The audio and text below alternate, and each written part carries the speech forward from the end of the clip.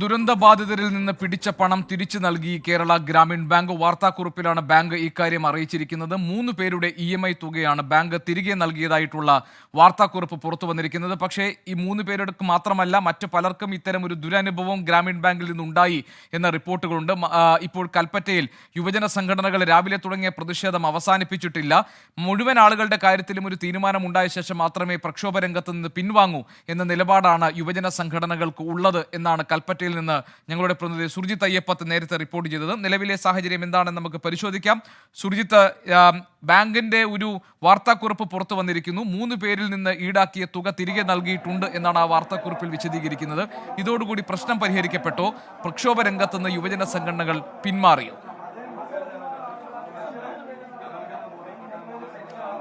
ഗോപി, ഒരു തരത്തിലും ഈ സമരരംഗത്ത് നിന്ന് യുവജന സംഘടനകൾ പിന്മാറിയിട്ടില്ല എന്നുള്ളതാണ്. ഈ ചർച്ച വിജയം എന്നുള്ള തരത്തിലേക്ക് പറയാൻ കഴിയുകയില്ല.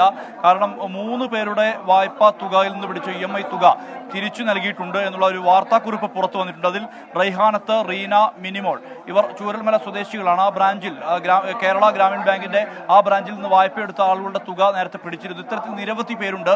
ഇതുകൊണ്ട് അവസാനിക്കുകയില്ല എന്നുള്ള തരത്തിലുള്ള നിലപാടാണ് യുവജന സംഘടനാ നേതാക്കളെല്ലാം തന്നെ പറയുന്നത്. ഇവിടെ ഇപ്പോൾ പോലീസും യുവജന സംഘടനാ പ്രവർത്തകരും തമ്മിൽ ചർച്ച നടത്തിക്കൊണ്ടിരിക്കുകയാണ്. എന്തായാലും പ്രതിഷേധം തുടരുന്നുണ്ട് യുവജന സംഘടനകൾ. എന്താണ് ഇവരുടെ നിലപാടെന്നുൾപ്പെടെയുള്ള കാര്യങ്ങൾ വ്യക്തത വരേണ്ടതുണ്ട്. എന്താണ് ഞങ്ങളെ സംബന്ധിച്ചിടത്തോളം ഞങ്ങൾ ചർച്ചയ്ക്ക് വരുമ്പോൾ ആവശ്യപ്പെട്ട ഒരു കാര്യം, ആരുടെയൊക്കെയാണോ ഈ രീതിയിൽ പണം തിരിച്ചെടുത്തത് അവരുടെ പൂർണ്ണമായ വിലാസം, അവർക്ക് ഈ പണം തിരിച്ചു കൊടുത്തു എന്നത് ഞങ്ങൾക്ക് ബോധ്യം വരണം. അപ്പോൾ ഇവിടെ ബാങ്ക് ചെയ്തിട്ടുള്ളത് നിലവിലെ 3 പേർ, ആ 3 പേരുടേത് മാത്രം ക്രെഡിറ്റ് ചെയ്തു എന്ന് പറഞ്ഞു. ഞങ്ങൾ അന്വേഷണത്തിൽ സന്ദീപ് എന്ന് പറയുന്ന ഒരാളുണ്ട്, രാജേഷ് എന്ന് പറയുന്ന ഒരാളുണ്ട്. മാത്രമല്ല ഇതിലെ വിക്ടിംസ് ആയ മിനിമോളെ ഞങ്ങൾ ഇവിടെ നിന്ന് ചാനലിന് മുന്നിൽ നേരിട്ട് ലൗഡ് സ്പീക്കറിൽ വിളിച്ചു. അപ്പോൾ അവർ പറഞ്ഞു അവർക്ക് കിട്ടി. പക്ഷേ ഇതുപോലെ അവരുടെ ബന്ധുക്കളിൽ, അതോടൊപ്പം തന്നെ നാട്ടുകാരിൽ പലർക്കും ഈ ദുരനുഭവം ഉള്ളതായി ക്യാമ്പിൽ നിന്ന് പറഞ്ഞിട്ടുണ്ട്. അപ്പം ഇത് കബളിപ്പിക്കൽ നയമാണ് ബാങ്ക് സ്വീകരിച്ചിട്ടുള്ളത്. അതുകൊണ്ട് ആരുടെയൊക്കെയാണോ അവിടെയുള്ള മുഴുവൻ ആളുകളുടെയും ഇതുപോലെ പണം കിട്ടി എന്ന് ഉറപ്പ് വരുത്തുന്നവരെ ഞങ്ങൾ ഈ സമരരംഗത്തുണ്ടാവും. പ്രതിഷേധം തുടരാനാണോ ഡിവൈഎഫ്ഐയുടെ നിലപാട്? അതെ, ഡിവൈഎഫ്ഐ സമരം രാവിലെ 7 മണി മുതൽ ആരംഭിച്ചതാണ്. ആ സമരം, ആ ഘട്ടത്തിൽ പറഞ്ഞ കാര്യങ്ങൾ ഞങ്ങൾ ഇപ്പോൾ ഉറച്ചു നിൽക്കുകയാണ്. ഇപ്പം നിലവിൽ 3 ആളുകളുടെ ലിസ്റ്റ് അവർ തന്നു. ഞങ്ങൾ നേരിട്ട് ബന്ധപ്പെട്ടു. അവർക്ക് കിട്ടിയിട്ടുണ്ട്, 3 പേർ കിട്ടിയിട്ടുണ്ട്. പക്ഷേ 3 പേരല്ല, ഇതിൽ കൂടുതൽ ആളുകളുണ്ട്. ഇപ്പം നമ്മുടെ സമരത്തിൽ തന്നെ രാജേഷ് എന്ന് പറയുന്ന ചെറുപ്പക്കാരൻ നേരത്തെ മുതലേ ഉണ്ട്. അദ്ദേഹത്തിന് ഉൾപ്പെടെ പേര് ഇതിൽ വന്നിട്ടില്ല. അപ്പോൾ അതുപോലെ ഇനിയും ആളുകളുണ്ടോ എന്ന് പരിശോധിക്കുകയാണ്. പൂർണ്ണമായ ആളുകളുടെയും അക്കൗണ്ടിലേക്ക് പൈസ കയറിയതിന് ശേഷം മാത്രമേ ഡിവൈഎഫ്ഐ സമരത്തിന് പുറകോട്ട് പോകും. അതോടൊപ്പം തന്നെ നേരത്തെ പറഞ്ഞ പോലെ മാപ്പ് പറയാൻ തയ്യാറാണ്. മാധ്യമങ്ങൾക്ക് മുമ്പിൽ പൊതുസമൂഹത്തോട് മാപ്പ് പറയാൻ വേണ്ടി ഇവർ തയ്യാറാവണം. അതിനുശേഷം മാത്രമേ ഡിവൈഎഫ്ഐ സമരത്തിന് പുറകോട്ട് പോവുകയുള്ളൂ. ഡിവൈഎഫ്ഐയും യൂത്ത് കോൺഗ്രസും യൂത്ത് ലീഗുമാണ് പ്രതിഷേധവുമായി രംഗത്തെത്തിയത്. എന്താണ് യൂത്ത് കോൺഗ്രസിന്റെ നിലപാടെന്ന് കൂടി അറിയേണ്ടതുണ്ട്. നിലപാട് ആവർത്തിച്ച് പറഞ്ഞതാണ്. ഇപ്പോൾ സ്വാഭാവികമായും ഇതിൻ്റെ അകത്തളത്താണ് നമ്മളുള്ളത്. യുവജന സംഘടനകളുടെ സമരവീര്യം, പോരാട്ടം കേരള സമൂഹത്തിനോട് പറയേണ്ട ആവശ്യമില്ല. നമ്മൾ ഏകദേശം ഒരു അരമണിക്കൂറായി ഇതിനകത്തിരിക്കുന്നു. അവരൊരു ലെറ്റർ ഹെഡ് അടിച്ച് 3 ആളുകളെ പേര് വെച്ച് ഇതാ നിങ്ങൾ വിളിച്ചു നോക്കൂ എന്ന് പറഞ്ഞിട്ട് ഞങ്ങളെ കളിയാക്കുന്ന ഒരു സമീപനമാണ് കേരള ബാങ്കിന്റെ മാനേജർ ഉൾപ്പെടെയുള്ള അധികാരികളിൽ നിന്നുണ്ടായത്. ഷട്ടറിന് പുറത്ത് 100 കണക്കിന് ചെറുപ്പക്കാരുണ്ട്. സമരത്തിന്റെ രൂപം മാറ്റാൻ ഞങ്ങൾ തയ്യാറാണ്. അതിനേക്കാൾ വലിയൊരു ദുരവസ്ഥ ഞങ്ങൾ നേരിടുന്ന ഒരു ദുരവസ്ഥ, വയനാട്ടിലെ യുവജനങ്ങൾ നേരിടുന്ന ദുരവസ്ഥ. ഇപ്പോൾ സേന ദുരന്തഭൂമിയിലില്ല, ബന്ധപ്പെട്ട മിഷനറികളില്ല. അവിടെ ഈ കുടുംബാംഗങ്ങൾക്ക് അവരുടെ അവസാനത്തെ മനുഷ്യരുടെ ബോഡി എടുക്കാൻ, അല്ലെങ്കിൽ അവരെ തിരയാൻ, അവരെ സ്വാതന്ത്ര്യം കൊടുക്കാൻ ഞങ്ങളാണ് അവിടെ വേണ്ടത്.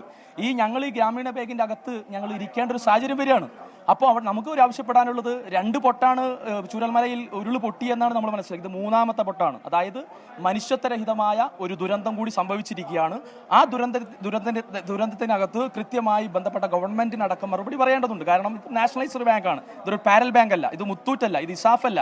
ഇത് കേന്ദ്ര സംസ്ഥാന സർക്കാരുകളുടെ നിയന്ത്രണത്തിൽ, അല്ലെങ്കിൽ നിയമം അനുശാസിക്കുന്ന രീതിയിൽ ഉത്തരവ് ഇറക്കാൻ കഴിയുന്ന, തിരുത്തലുകൾ ആവർത്തിക്കപ്പെടാൻ കഴിയുന്ന ഒരു നാഷണലൈസ്ഡ് ബാങ്കാണ്. ഈ നാഷണലൈസ്ഡ് ബാങ്കിൽ ഉത്തരവ് വീഴ്ച വരുമ്പോൾ ആ വീഴ്ചയെ തിരുത്തേണ്ടത് ഗവൺമെന്റ് അടക്കം ഇതിൽ ഉത്തരവാദിത്തങ്ങളാണ്. അതുകൊണ്ട് കൃത്യമായി വളരെ പെട്ടെന്ന് നിലപാടുകൾ മയപ്പെടുത്തിയിട്ടില്ലെങ്കിൽ ക്യാമ്പുകളിലെ അന്തേവാസികൾ, കൂടപ്പിറപ്പുകൾ ഇതിനകത്ത് അന്തിയുറങ്ങും, ഇതിനകത്ത് വെച്ച് വിളമ്പും. എന്തായാലും പ്രതിഷേധം മുന്നോട്ട് പോകുന്നു. നമുക്ക് ദൃശ്യങ്ങളിൽ കാണാം. ഇവിടെ ഇതിൻ്റെ ചീഫ് മാനേജറാണ്, ഈ ബാങ്കിൻ്റെ ചീഫ് മാനേജറായിട്ടുള്ള ആൾ അദ്ദേഹം ഇവിടെയുണ്ട്. മാത്രമല്ല ബ്രാഞ്ച് മാനേജർ ഉൾപ്പെടെയുള്ള ഇതുമായി ബന്ധപ്പെട്ട റീജിയണൽ മാനേജർ അടക്കമുള്ളവർ ഇതിനകത്തുണ്ട്. അവർ എന്താണ് ഇതിനകത്ത് എടുക്കുന്നൊരു നിലപാട് എന്നുള്ളതാണ് അറിയേണ്ടത്. എന്ത് നിലപാട് സ്വീകരിക്കുമെന്നുള്ള കാര്യത്തിലാണ് വ്യക്തത വരേണ്ടത്. കാരണം 3 പേരല്ല, 3 പേർ മാത്രമല്ല, നേരത്തെ രാജേഷ് എന്ന ഒരു കർഷകനുമായി ബന്ധപ്പെട്ട് നമ്മൾ സംസാരിച്ചിരുന്നു. ആ സംസാരിച്ച വിഷയം അതിൽ അദ്ദേഹത്തിൻ്റെ ഉൾപ്പെടെ വായ്പകൾ EMI പിടിച്ചെടുത്ത തുക തിരിച്ച് അടവായി നൽകേണ്ടതുണ്ട്. ഈ പ്രതിഷേധം അതുവരെയും വ്യാപിപ്പിക്കും. അതായത് ആരാണോ ഇതിൽ ബാധിക്കപ്പെട്ടിട്ടുള്ളത്, ആ ബാധിക്കപ്പെട്ട ആളുകളുടെ മുഴുവൻ വായ്പാ തുകയും തിരിച്ചു നൽകും വരെ ഇത്തരത്തിൽ സമരം വ്യാപിപ്പിക്കും, സമരം തുടരും എന്നുള്ള നിലപാടാണ് പങ്കുവയ്ക്കുന്നത്. ഞങ്ങളിപ്പോൾ ഉള്ളത് ഇതിനകത്താണ്, അതായത് ഈ ഓഫീസിൻ്റെ അകത്താണ് ഉള്ളത്. പുറത്ത് നൂറുകണക്കിന് യുവജനങ്ങൾ വലിയ രീതിയിൽ പ്രതിഷേധവുമായി മുന്നോട്ട് വന്നിരിക്കുന്നു. അതിൽ DYFIക്കാരുണ്ട്, യൂത്ത് കോൺഗ്രസ്സുകാരുണ്ട്, യൂത്ത് ലീഗുകാരുണ്ട്. അത്തരത്തിൽ AIYF അടക്കമുള്ള സംഘടനകൾ മറുഭാഗത്തും പ്രതിഷേധവുമായി, അതായത് ലീഡ് ബാങ്കിലേക്ക് മാർച്ച് നടത്തി പ്രതിഷേധവുമായി AIYF പ്രവർത്തകരും രംഗത്ത് എത്തിയിട്ടുണ്ട്. അത്തരത്തിൽ നിലവിലിപ്പോൾ യുവജന സംഘടനാ പ്രതിനിധികളുമായി ചർച്ച നടത്തി പോലീസിന്റെ സാന്നിധ്യത്തിൽ ചർച്ച നടക്കുന്നുണ്ട്. അതുമായി ബന്ധപ്പെട്ട് എന്ത് നിലപാടാണ് സ്വീകരിക്കാൻ വേണ്ടി പോകുന്നത് ഉൾപ്പെടെയുള്ള കാര്യങ്ങൾ വ്യക്തത വരണം. CI ജയപ്രകാശ് അടക്കമുള്ളവർ ഇതിനകത്തേക്ക് പോകുന്നു, അവരുമായി സംസാരിക്കുന്നു. ഒപ്പം യുവജന സംഘടനകൾ പ്രതിഷേധവുമായി രംഗത്ത് വരുന്നു. എന്തായാലും ആ ഒരു സാഹചര്യമാണ് നിലവിലുള്ളത്. നിലവിൽ ഇവർ പറയുന്ന ഏറ്റവും വലിയ ഡിമാൻഡ് മൊറട്ടോറിയം പറ്റില്ല, മൊറട്ടോറിയം വഞ്ചനയാണ്, ഒരു തരത്തിലും മൊറട്ടോറിയം കൊണ്ട് ഒരു നടപടിയും സ്വീകരിക്കാൻ കഴിയുകയില്ല. മാത്രമല്ല പൂർണ്ണമായും ഈ വായ്പാ തുക പിൻവലിക്കുന്ന തരത്തിലേക്ക്, ആ വായ്പ എടുക്കുന്ന ആ പണം പൂർണ്ണമായും വായ്പയിൽ നിന്ന് ആ വായ്പ എഴുതിത്തള്ളണം. അതോടൊപ്പം EMI തുകയായി പിടിച്ച സർക്കാർ നൽകിയ ധനസഹായത്തിൽ നിന്നും പിടിച്ചെടുത്ത തുക തിരിച്ചു നൽകണം. ഇതാണ് പ്രധാന ഡിമാൻഡ്. മാത്രമല്ല ഈ ഒരു അവസരത്തിൽ ഇങ്ങനെ ഒരു നിലപാട് എടുക്കരുത്, അതായത് ഇത്തരത്തിലുള്ള മനുഷ്യത്വരഹിതമായ നിലപാടാണിത്, ഇത് സ്വീകരിക്കരുത് എന്നുള്ള ഒരു ആവശ്യമാണ് ഇവർ ഉന്നയിക്കുന്നത്. ഇത്തരത്തിൽ തുക കഴിഞ്ഞ ദിവസം മുതൽ തന്നെ ഇങ്ങനെ EMI ആയുള്ള തുക പിടിച്ച് തുടങ്ങിയിരുന്നു. ഒരുപക്ഷെ അതൊരു ടെക്നിക്കൽ പ്രശ്നമാണെങ്കിൽ പോലും അത് ഇവർക്ക് ബാങ്കിന് പറയേണ്ട ഒരു സ്ഥിതി ഉണ്ടായിരുന്നു. ആ ഒരു ബാധ്യത അവരുടെ ഭാഗത്തുനിന്നുണ്ടായിട്ടില്ല എന്നുൾപ്പെടെയുള്ള വിമർശനങ്ങൾ ഉയരുന്നുണ്ട്. എന്തായാലും ചർച്ച യുവജന സംഘടനകൾ തുടരുന്നു. ഒരു ഭാഗത്ത് ഇവിടെ പോലീസുമായും യുവജന സംഘടനാ നേതാക്കൾ ചർച്ച നടത്തുകയാണ്, മറുഭാഗത്ത് ബാങ്കിന്റെ നടപടികളുമായി ബന്ധപ്പെട്ട കാര്യങ്ങൾ സ്വീകരിച്ച് വരുന്നുമുണ്ട് ബാങ്ക് അധികൃതർ. ഇതാണ് ഇവിടുത്തെ ഒരു പൊതുചിത്രം. ഈ ഷട്ടറിന്റെ പുറത്ത്, അതായത് ഷട്ടർ ഇട്ടുകൊണ്ടാണ് ഇപ്പോൾ അകത്ത് ഈ യുവജന സംഘടനാ നേതാക്കളും ബാങ്ക് അധികൃതരും ഒപ്പം തന്നെ പോലീസും അടക്കം ഉള്ളത്. ഇതിന് പുറത്ത് വലിയ രീതിയിലുള്ള ഒരു യുവജന പ്രതിഷേധത്തിനാണ് വഴിമാറിയിരിക്കുന്നത്. ഈ പ്രദേശം ശരിക്കും രാവിലെ 7:30 മുതൽ തുടങ്ങിയ സമരമാണ്. 7:30-ക്ക് DYFI ആണ് ആദ്യം ഉപരോധവുമായി രംഗത്തെത്തിയത്. ഇതിനിടയിൽ യൂത്ത് കോൺഗ്രസ് പ്രവർത്തകരുടെ സമരം ഉണ്ടായി.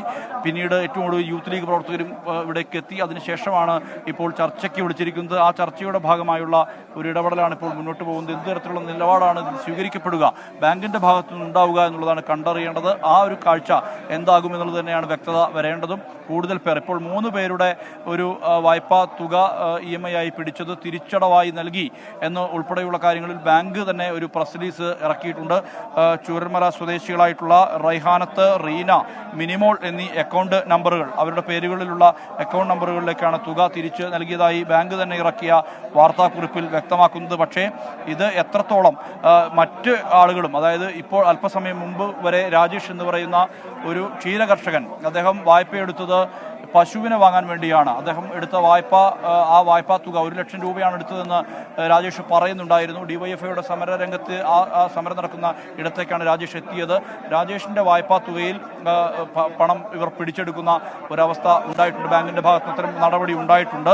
എന്തായാലും ആ ഒരു സാഹചര്യത്തിൽ ഇങ്ങനെ ആ ഒരു നിലപാട് ശരിയല്ല എന്നുൾപ്പെടെയുള്ള കാര്യങ്ങൾ ഉന്നയിച്ചുകൊണ്ടാണ് ഇങ്ങനെ പ്രതിഷേധം ഇപ്പോൾ തുടരുന്ന ഒരു പശ്ചാത്തലമുള്ളത്. അയ്യപ്പത്താണ് വിവരങ്ങൾ നൽകിയത്.